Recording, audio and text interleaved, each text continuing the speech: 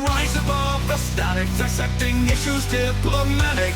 With mics in hand, they brave the storm of clashing views and norms transform.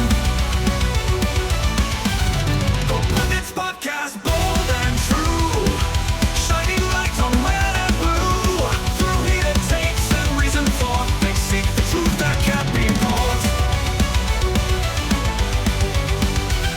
From climate change to foreign ties, they pause the spinning and sift the lies. No stone unturned, no topic taboo, as left and right come into view.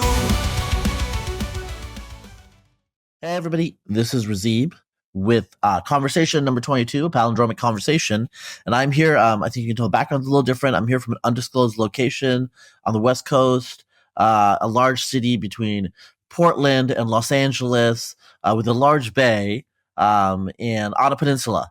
So I think I've given you guys some clues. You look like you're in a prison cell. Are you in Alcatraz? You know what, editor? Like, edit that out. No, actually, don't edit that out. But we'll see. We'll see if the listeners, the viewers can guess.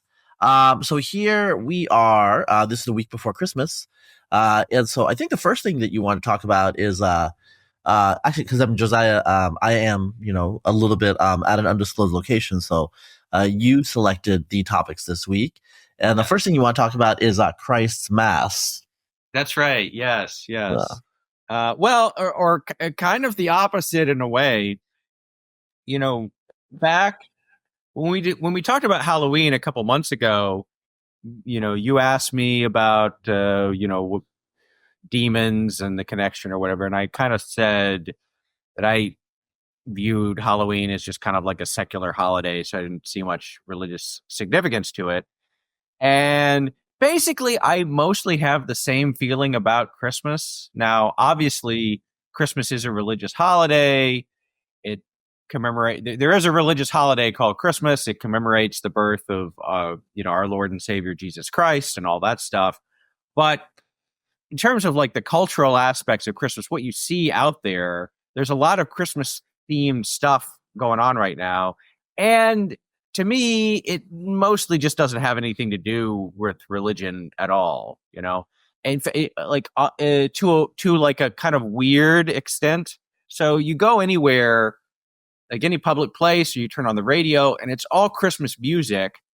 But what are the songs? It's Last Christmas, All I Want for Christmas Is You, Jingle Bell Rock,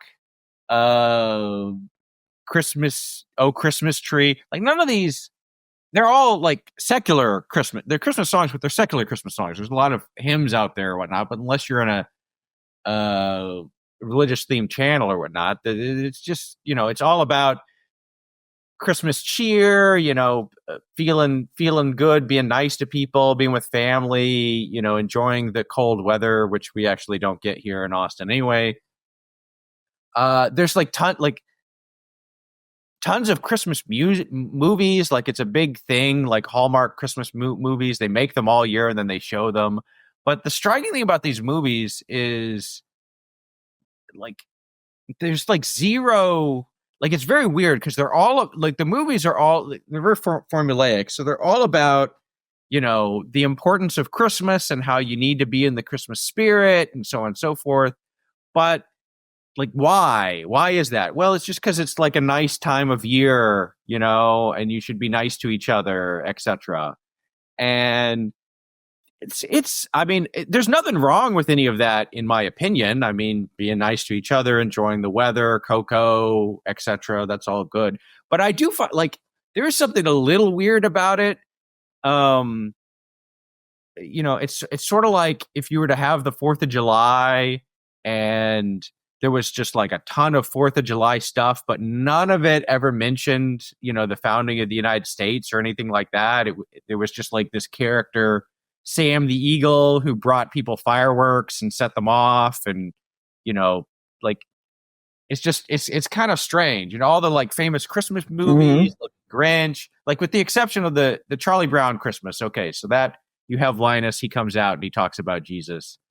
But even like A Christmas Carol, which I know I annoy people when I say this, but like I read Christmas. I've read it 3 times. Like I've read it twice, and I watched the movies, and it's always just like striking how like, yes, there are ghosts and other stuff, but like I don't think that it ever mentions Jesus Yeah. in the story. It never mentions like Christianity. Like at the end when Scrooge has his big, like change of heart, he says like, I promise to always keep Christmas in my heart, all the year. It's a little strange, actually. So that's kind of my, I don't know if that's like Grinch's or Scrooge adjacent take on the Christmas season. Again, I'm not against any of it. Like if people wanted to, sing, have hot chocolate and string up lights and whatever, that's fine. But I do find it like just kind of weird how like it's really not religious at all, but it's like named after a religious thing. I don't know. I know. Yeah. Yeah. Yeah, and this is like it's actually like this pretty complicated issue. I've actually written about it on my blog before years ago. So I was actually at a Christmas party recently. I mean, like a pre-Christmas party, not like a Christmas party, but and some woman came up to me and she was asking around. She was like, "Is anyone here Christian?"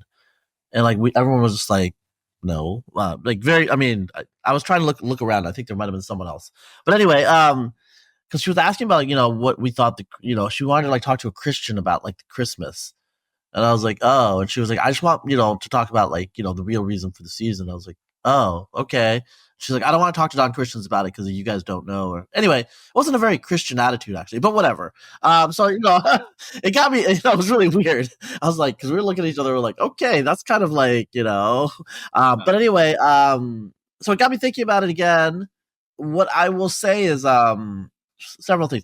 I think the way if you think about like Christmas as a label, like obviously etymologically it says it's Christ's Mass. I think that's what you're alluding to, just to be explicit for non-English listeners.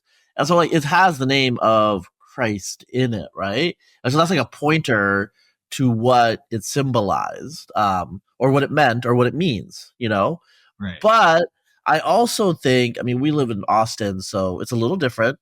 I lived in upstate New York when I was a little kid, like in almost like on the edge of lake effects. So I had a lot of winter snow. So my Christmases were like 18 degrees Fahrenheit, and there were big Christmas trees, and it was like very like the ambiance was in sync with the films and everything. I do feel like we're about the same age. I do feel in the 80s, in the early 80s, like during Reagan's America, it was. I would still say it was predominantly secular, but I do think religion was more salient. There were these, I think it was Rankin Bass, or there were these claymation Christmas specials, like the Little Drummer Boy, that had, Little Drummer Boy, like it was Baby Jesus was right there. So there was a lot more Christian. They weren't like Christian movies, but like Jesus was there and Christianity was there and the manger was there and Mary was there. And sometimes the movies were very interesting because I think this is like American Christmas to some extent after World War II with Santa Claus and Coca-Cola is a corporatist commercial enterprise, but candidly, Jewish American entertainment people were involved in a lot of that as well. And obviously they're not Christian, but there was kind of an understanding this was a Christian country. And so they would say, in some of these, when I was little, I would see things where it was like, okay, there's a baby in a manger. And what was it? Fred Astaire would say, and he came to save the world or redeem the world. He would say something, and it's like, but they wouldn't say the name Jesus. Right. So it was kind of an in between. Like everyone knew what you're talking about. That's like a little baby in a manger with a woman. It's obviously Mary and baby Jesus. Everyone knows, but they wouldn't say the words. So in that way, people like me, for example, who were not raised Christian, my parents are not going to be like, "Why are you watching this Christian thing?" Does that make sense?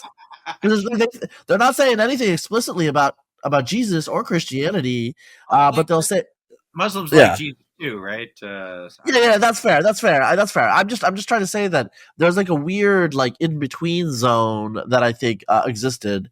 And if you watch the specials of the 60s and 70s, they are much more nodding. Even like the Santa Claus special had it nodded to Christian. Like the origin of Saint Nicholas, and this is not Saint Nicholas of this is not like Anatolian like Tarsus, but it was kind of like an Americanization. But that and this is the one with the stop motion animation, with the clay. You know what I'm talking about? There's a Santa special. The one with like the elf who wanted to be the dentist, or is this something else? Yeah, I think so. I think he's there too.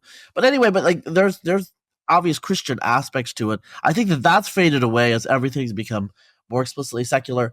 But also, I think another thing that needs to be said is, there is an argument within Christianity that has occurred, really starting during the Reformation, about kind of like the original war on Christmas was by radical reformers and Puritans, whereas Catholics have really and you're a Catholic, Josiah, but Catholics have really taken a stand defending Christmas. And then there's the whole other argument, which is separate from the de-Christianization of what was clearly a Christian holiday through American capitalism, mercantilism, where Christmas is actually a label that has served to bundle up a variety of traditions. Obviously, the Christian tradition is the one that's explicit and maintained direct continuity down from antiquity. But stuff like, I don't know, like the Yule log or something like that. And I know a lot of this actually from reading. I had a period where I read like kind of like reformed thinkers, and they had particular critiques of Christianity, late medieval Christianity, basically Catholic Christianity. And some of their critiques are like, look, this is how Europeans celebrated Christmas, or English people celebrated Christmas in 1480, and here's all of the pagan aspects to it. And by what they mean pagan, I mean, it's not like they were like running around like worshiping little idols, but they would be, for them, anything that isn't explicitly Christian, they would count as pagan.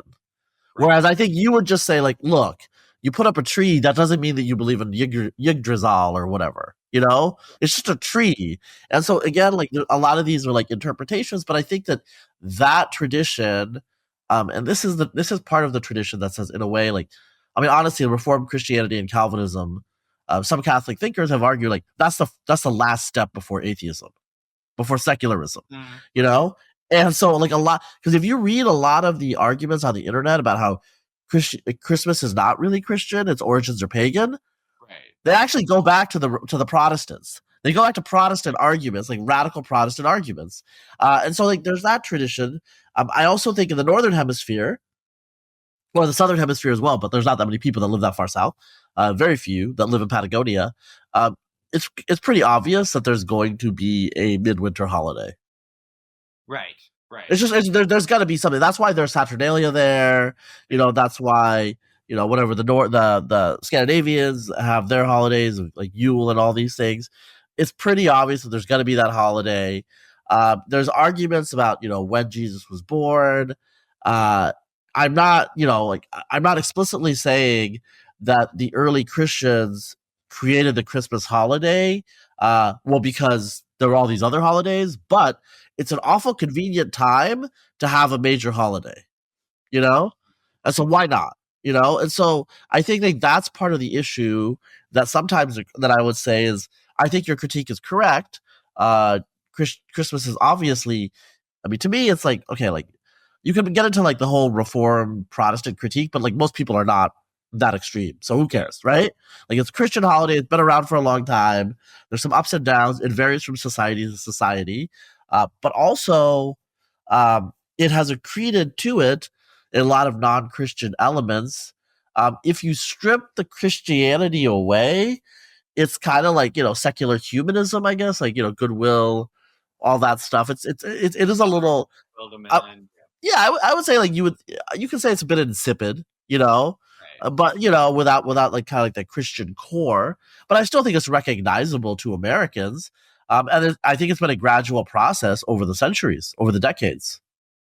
Yes, I would say that's true. And so there are people who are like actively opposed, because they view, coming out of some of these Puritan traditions or whatnot, And I mean, that's not my perspective. Again, like I'm fine with all of it. We don't really do Santa in our house, but like other people do it. It's fine. Not like I'm gonna go down to the mall. Well, I mean, I know. I mean, you know, do you? I mean, your older son has a bad attitude about Santa.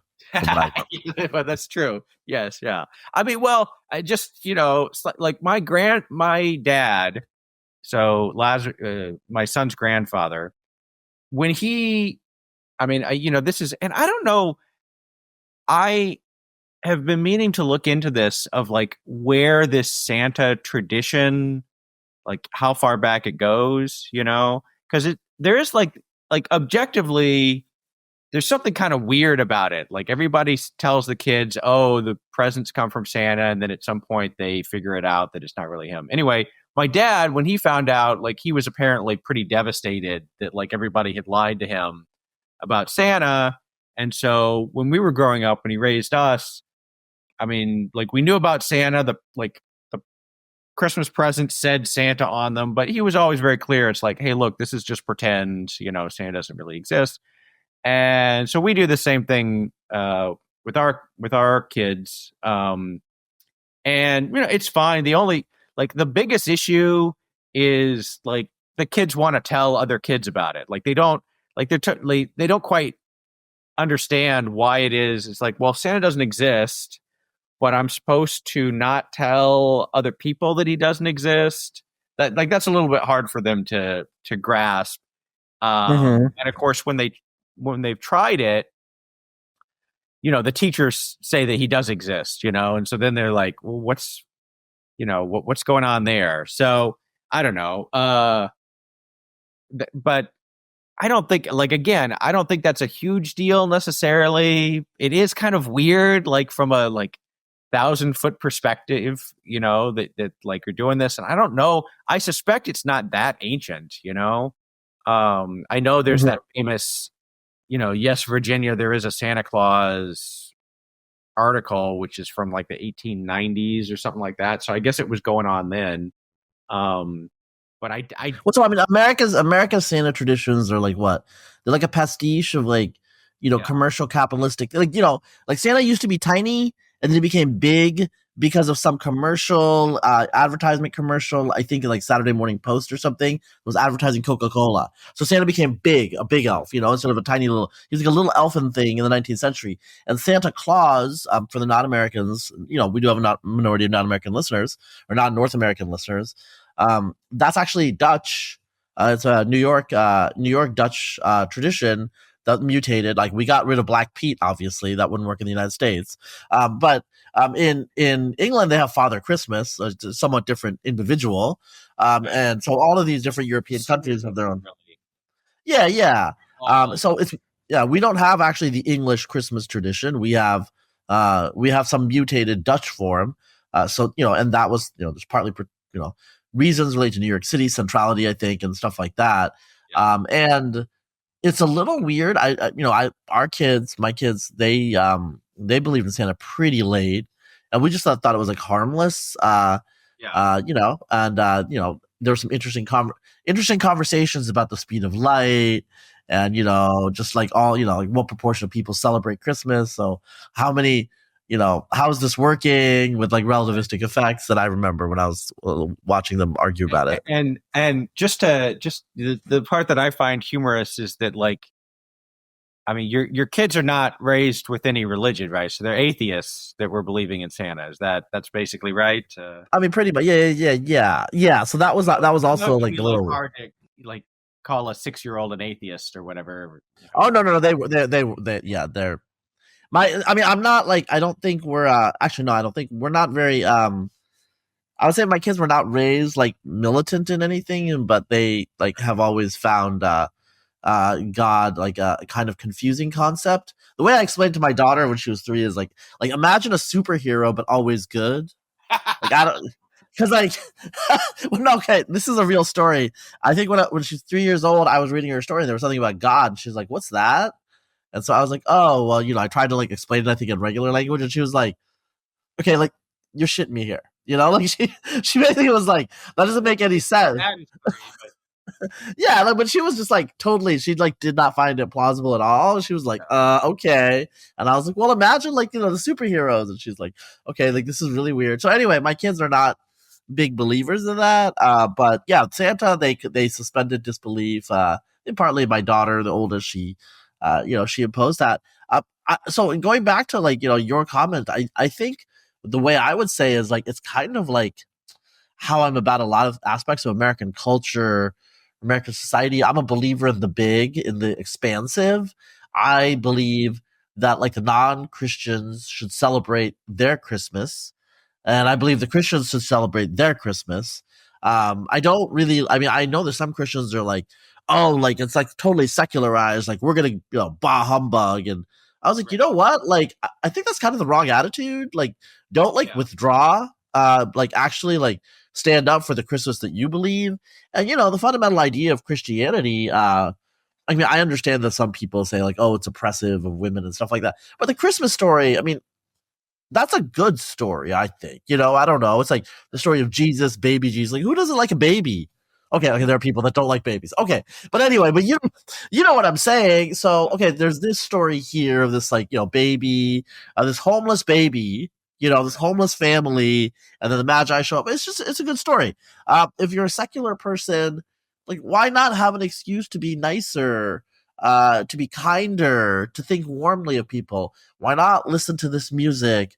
Just people, families come together. Like we solve the coordination problem of atomization and loneliness in American society for just a month. Your bosses are not on your case about you taking a vacation. They expect you to be gone. It's like Christmas is kind of like a huge national Sabbath where we prioritize, family and trying to, put our like better selves forward out there. So I don't see a problem with that. Now, the downside, which I think you're implicitly alluding to, is the materialism, the crass materialism.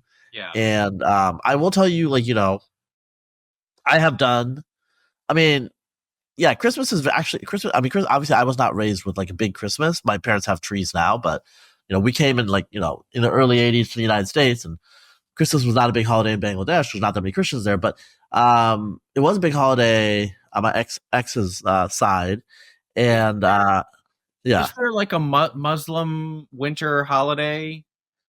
not that I know of. And like Muslim holidays, Islam use a lunar calendar, so it like, jumps around a little bit.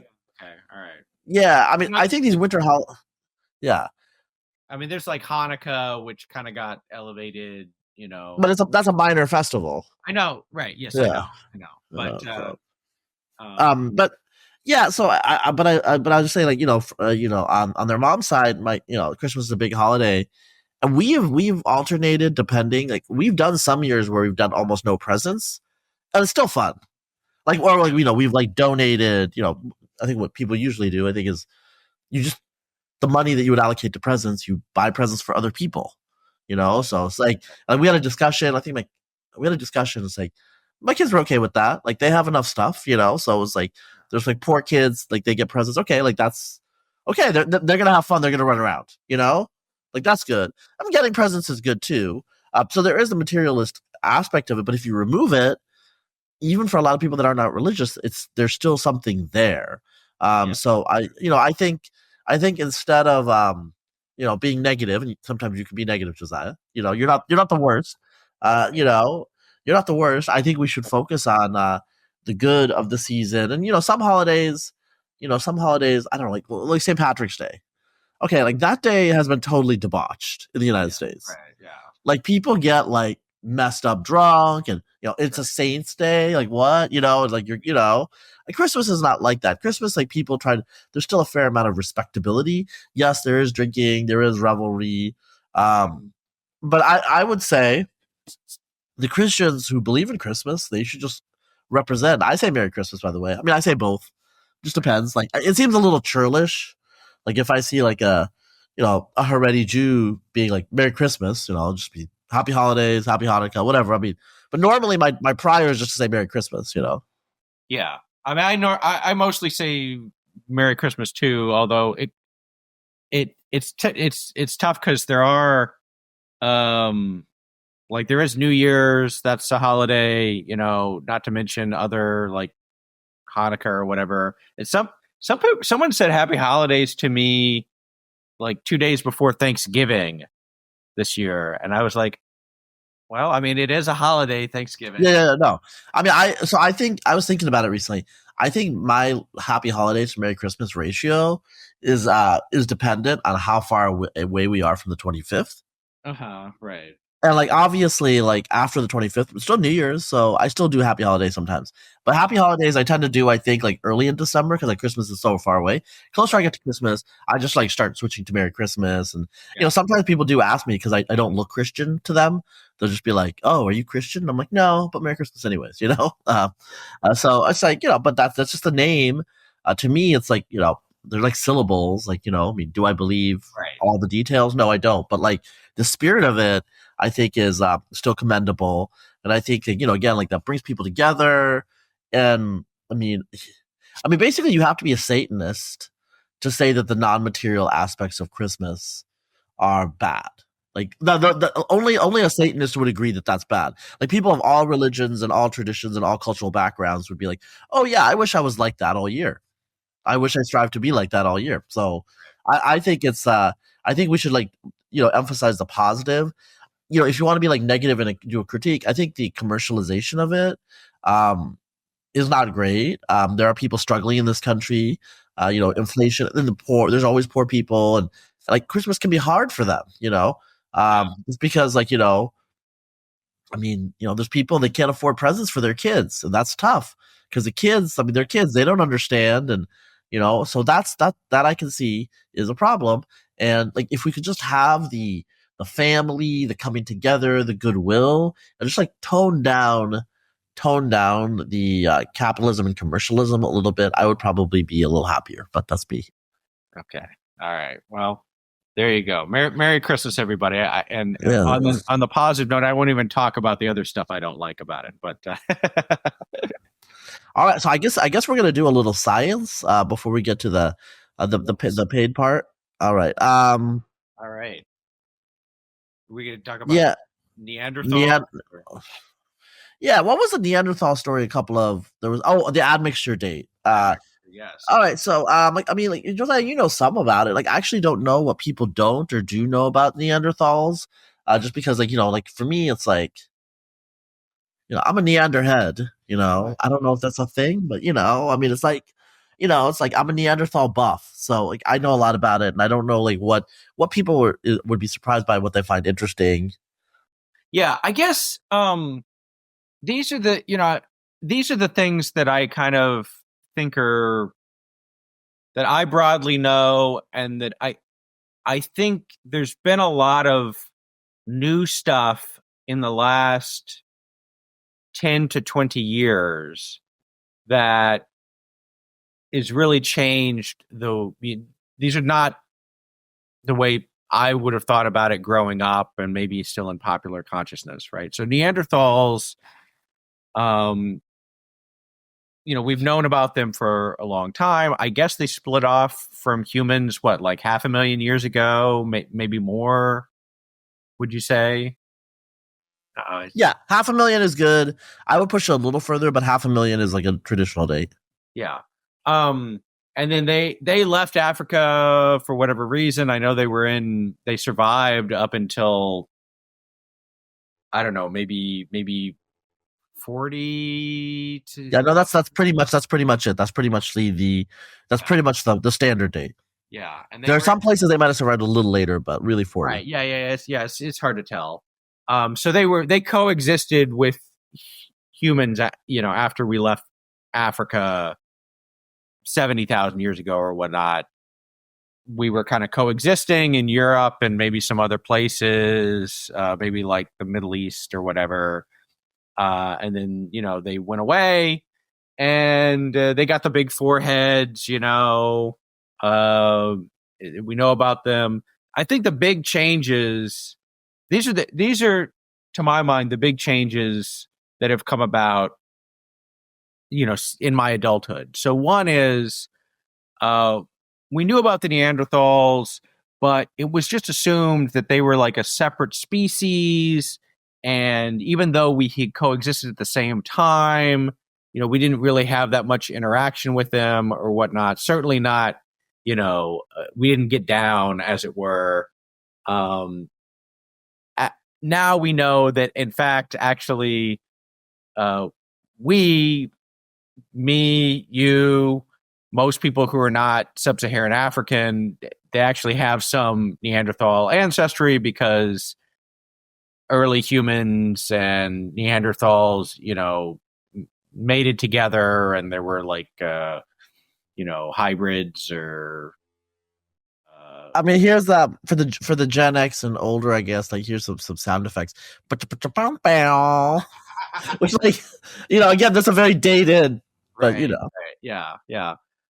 So that's a big thing, and perhaps not coincidentally, the older view of Neanderthals was, they were just like dumb. They were like cavemen, And I have noted that, like, in addition to this view that, like, we like interbred or whatever, there's been a lot more stuff about, well, actually the Neanderthals had bigger brains than humans, and they did all the, like, they produced art, they had culture, all sorts of other stuff.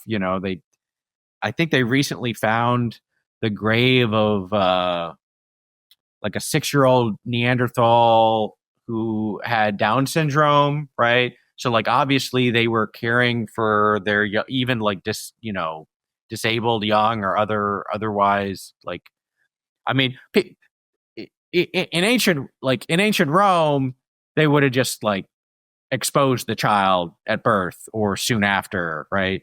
So it's like, at 6, okay, the Neanderthals were like, they had some sort of, like, empathy almost, or, like, yeah, non-utilitarian calculus as far as that yeah, goes. yeah. So that's a big change. And then the other big change, which is not technically Neanderthals, but I think it's related, is we've also discovered, okay, it wasn't just humans and Neanderthals. There are all these other, there are Denisovans, there are the hobbits, there are other things that, like Dragon Man, which may or may not be a Denisovan. So it seems like there's actually kind of like a whole pantheon of archaic humans. I don't even know exactly what term you want to use for them, that were out there and around, and coexisted with humanity. And I think Denisovans also, like in Asia, various people have, like, Denisovan ancestry, that sort of thing. So those are I think, like, the big new things. Yeah, you got some Denisovan? This guy, a little bit. Okay, Yeah. all right. Yeah, I don't think I do, but no, the people of West Eurasian ancestry usually are pretty much zeroed out. Yeah. Like South Asians, like, 0.2%, Right. but it's smaller. East Asians 0.1. Yeah, it's not like Papuans were like 5. I mean, there's a lot out there. I mean, most of it is kind of grasping at basically, where we are roughly. Like, you got a lot of the numbers and the issues, and some of the confusions that you have are actually, like, confusions that are just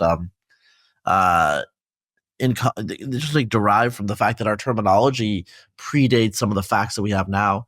I think what you're alluding to, the biggest issue is about 14 years ago now, they sequenced a Neanderthal and also Denisovans. And kind of like, Matt Rudge used to do this thing called shock poll, and it's like shock results. They were just like, they wanted to compare what the genetic distance between Neanderthals and modern humans were, because they wanted to estimate the phylogenetic distance and, like, recalibrate some of their clocks, right? Yeah. And what they found is the genetic distance of Neanderthals to Africans was consistently higher than non-Africans. And they're like, wait. The parsimonious solution for that is simple. The non-Africans have some Neanderthal ancestry. Right. Okay. So everybody outside of Africa has some Neanderthal ancestry. East Asians have about 25% more than Europeans. South Asians are in the middle.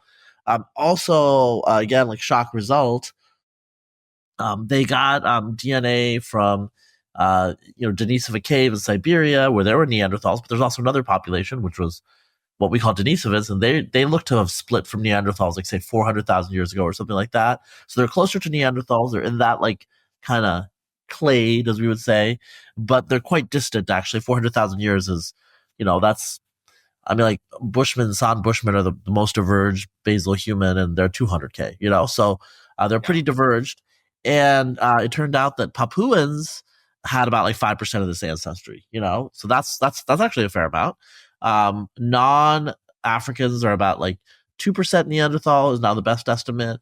A twist and another twist that was interesting was, there's a little bit of variation, but really it looks close enough that it's from one admixture event in all modern humans that are around today. And that's roughly kind of panned out. There were isolated events that happened on the fringe, but it looks like those populations died out, so it doesn't matter. When you say one admixture event, you mean like not just one person, but like a single point period of time and location, that sort of thing. Yeah, so this was why the Neanderthals were in the news, because you could like take modern populations in one Neanderthal genome and make some estimates. And so I think the like original estimate was the admixture happened between 40,000 and 60,000 years. Okay, that's great, but we kind of would have guessed that, but it's it's a big interval.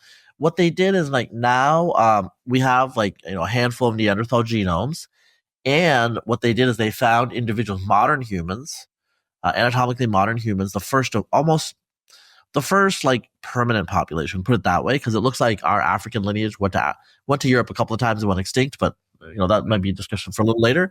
About 45,000 years ago, they found some samples in Germany and the Czech Republic, and what they did is they looked at the segments of Neanderthal ancestry in these individuals.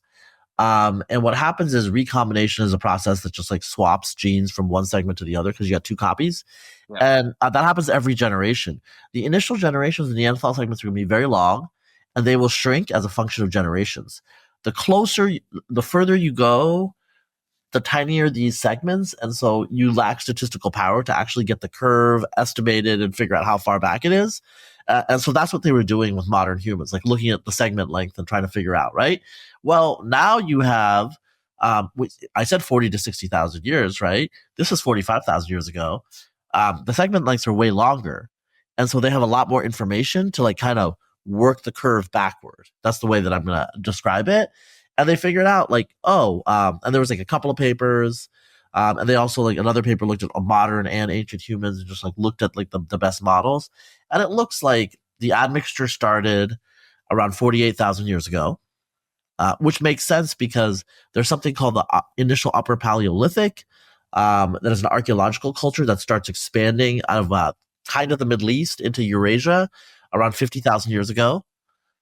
Which is good. Like archaeology and genetics are now aligning. Oh, that makes sense, right? Because it's like one phenomenon. It's just like, I'm just saying, like, that's how it should be. Like, reality is a thing. And then what they estimate, one of the papers estimated that the admixture happened for 6,000 years, starting 48,000 years ago. That looks a little long to me. I think that there's some issues with their parameterization there, is what I would say, of the model, but whatever. It continued for like a couple of thousand years. Yeah. And the issue is when you look at the Neanderthal genomes in modern humans, they look like they're from one Neanderthal population. And so a stylized model could be, this is what I think has probably happened. You have non-African humans, so basically to the best of our knowledge, what we now know is modern like STEM humans, like the lineage that's everybody alive today, mostly, they left Africa, from an African modern human population, like 70, 60,000 years ago. Like, let's say there's like a 10,000 year bottleneck for non-Africans. And so we're all genetically homogenous for 10,000 years, and we share this common ancestry. And then they split up into several populations. One of the populations probably stayed in North Africa or Arabia, did not seem to have admixed with Neanderthals. And then another of the non-African populations was probably in Iran, Western Iran, Northern Iran, somewhere like that. And that's the population that makes up Neanderthals, probably Neanderthals in the Caucasus or something like that. And it looks like in the initial generations, and I don't want to go into technical details of how we know this, it looks like in the initial generations, it was way more than 2%. It was probably at least like 10%, maybe as high as 20%, according to David Reich. So what probably happened is you had a human tribe of, say, 1,000 people. This is an approximately correct number. Yeah. and you probably had like a Neanderthal tribe about 100 people, and maybe you had a Neanderthal tribe about like 300 or 400 people, and they killed, you know, 300 of them, and they kept 100 of them for some special purposes, special projects, as you would say, in a corporate world. But and so you have like 1,000 people, 100 people, you mix the two together, and then the proportion drops because Neanderthals and modern humans, like our genomes, basically don't totally mix that well. Right. So there's like parts of it's the outbreeding depression, I guess, is what it would be called, where Yeah. So the regions of the genome, the couple of percent of the regions of the genomes that code for protein, they have a lot less of Neanderthal ancestry than regions of the genome that are quote junk, that don't do anything. That's one way to say it. So so there are like big functional differences. I think another thing that you're alluding to is Neanderthals were kind of dehumanized. Yeah. And then when we discovered that a lot of modern humans had Neanderthal ancestry, all of a sudden, the sensitive, soulful Neanderthals started getting depicted in art. Like, it was actually a common hypothesis 25 years ago that Neanderthals could not speak. I think that most people don't believe that right now. Their language might not have been as articulate as ours. In terms of the Neanderthal, brains, they got big cranial capacities. This is common in northern climate animals for various reasons. But some people have looked at their kind of like the skulls and tried to infer the brain shape, and they're just like, oh, it looks like Neanderthals have like more stuff going on in the back of their brain, which is where vision is famously in the back of the head. And so they're like, oh, maybe Neanderthals were just like really good at visual spatial stuff because they're like on the edge of the tundra. Actually, they're mostly in woodland, so whatever. But there could be some differences. And so one of the books that just came out, The Naked Neanderthal: A New Understanding of the Human Creature by Ludovic Slimak. He's a French guy. And basically, he says we've gone too far in making Neanderthals just like us, but like stockier and beetle brown, He's like, they actually thought very differently. So one of the things that he says as an archaeologist is Neanderthals were very skillful with their tools, but all the tools are like, okay, they're like of a Schulian assemblage or something, like they're a Mustrian assemblage, like whatever. But the tools are much more variable than modern human tools, the tools of the Africans that show up. And so the idea is like modern humans have a way of doing social learning where we create like proto-assembly lines, whereas for Neanderthals, learning was a much more individualistic process. So they could have been, they could have been very smart, actually. Maybe like Neanderthals would have produced great physicists, great theoretical physicists. But if they don't do social learning that well, that's going to cause problems in terms of like the quality and the quantity of tools they can make. And it seems, there's a lot of circumstantial evidence that modern human group sizes were also larger. Like we might have had like better social intelligence. So there's all sorts of things like that going on. So you said Neanderthals and humans, and I would just say that we should probably just drop humans as just applied to us. Neanderthals are humans, but they're just a different type of human. And so, I say modern human, anatomically modern human. It used to be the term archaic was the term for Neanderthals, but since modern humans have Neanderthal ancestry, it's like, okay, like, because archaic refers to a species that's gone, but it's not totally gone. Like you can recover 1/3 of the Neanderthal genome from modern humans, the other 2/3 got selected out, whatever, but there's still a lot of Neanderthal segments out there. And Denisovans show that this is a general process, in terms of like there's all these like human lineages that are out there that persisted a long time.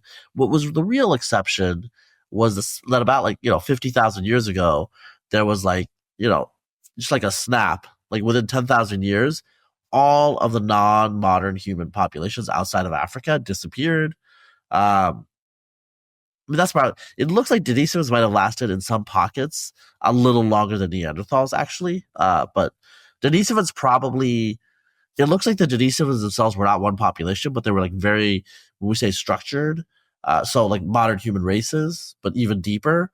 And like we don't think of them as like structured because we don't have the fossils and we don't have the DNA. And Neanderthals have been studied for like a century. We didn't even know that the Denisovans existed until sequencing in 2010.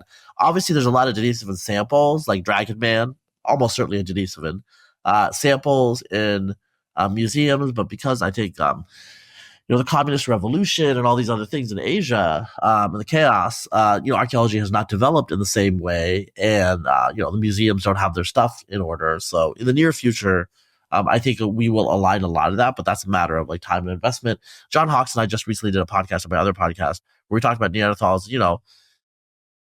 He basically said, look, privately, when anthropologists talk about this stuff, we just like know they're Denisovans, and we call them Denisovans. But when you have to like write it for a paper, you have to give it a species name, and that hasn't been established. And so that's a whole process of like how you name it, Yeah.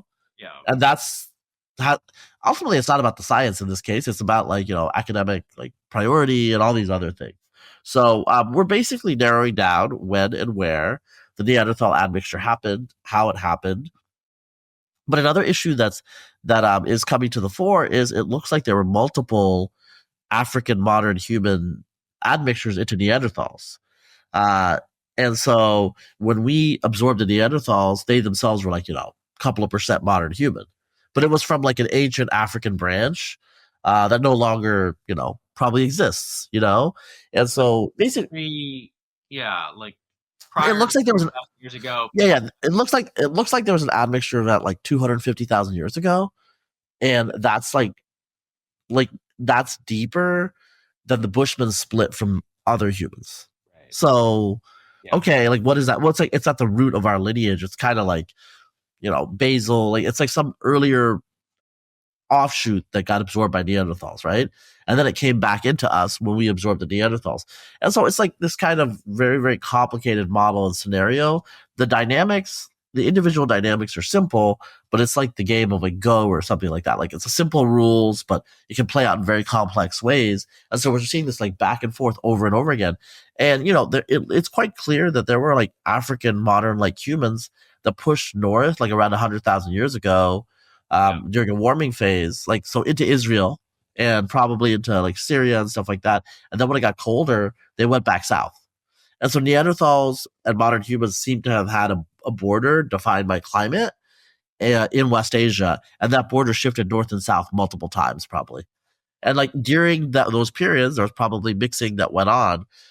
There are like genes in Neanderthals that look like they like got replaced, probably because that, like, so for example, FOXP2, which is about like sound and vocalization, it looks like the Neanderthals got a copy from the African humans at some point because their original version was quite different, and then it gets replaced by one that's much more like ours. So that indicates there's a mixture, and then it could be like just they're better articulated speaking or something like that. It's just that's useful, so it spreads. Like this sort of stuff happens, right? And there are circadian, like I'll tell you, circadian rhythms, some pigmentation, and perhaps straight hair might be Neanderthal. Okay. So, but straight hair is very common. Why is it common? Well, nobody really knows. Part of the issue is in genetics. You need to like write a grant about like some disease, and no one's going to fund something about hair except for male pattern baldness. That's basically what it is. We don't really know much about the evolution of hair because like there's no research funding it because like you need a medical justification. But for some reason, the straight hair, which is at KRT, I think, which is probably from some archaic Eurasian, is very common outside of Africa now. Like if you look at the Andaman Islanders, they're just as modern as us. They don't have any African ancestry, but their hair is very, very curly. And that seems like that's the ancestral state. And then some of us that mix with Neanderthals got the straighter hair, right? So, I think the other thing that I want to talk about really quickly, maybe before should I talk about this at the paywall, the cousins? I don't know. What do you think? Yeah. Let's do it. Let's paywall. We're gonna have a long paywall today, but whatever. Okay. Paywall the cousins. Okay, so do you want to set it up? Well, it's just in Britain, in the UK recently, there's been a controversy over whether the government should ban cousin marriage, and hope you enjoyed the podcast so far. To listen to the rest of it, please go to conversation.substack.com.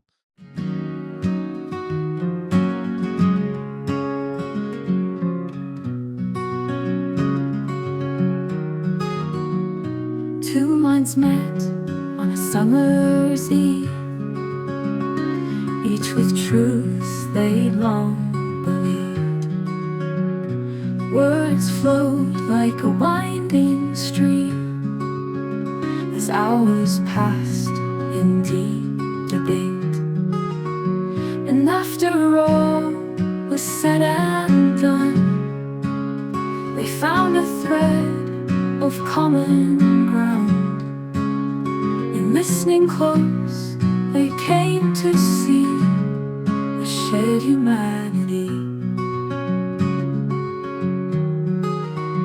They spoke of justice, spoke of change, of history's weight and future's range. Their views at first seemed worlds apart, but patience bridged the divide. And after all was said and done, they found a thread of common ground. And listening close, they came to see a shared humanity. They spoke of justice, spoke of change, of history's weight and future's range. Their views at first seemed worlds apart, but patience bridged the divide.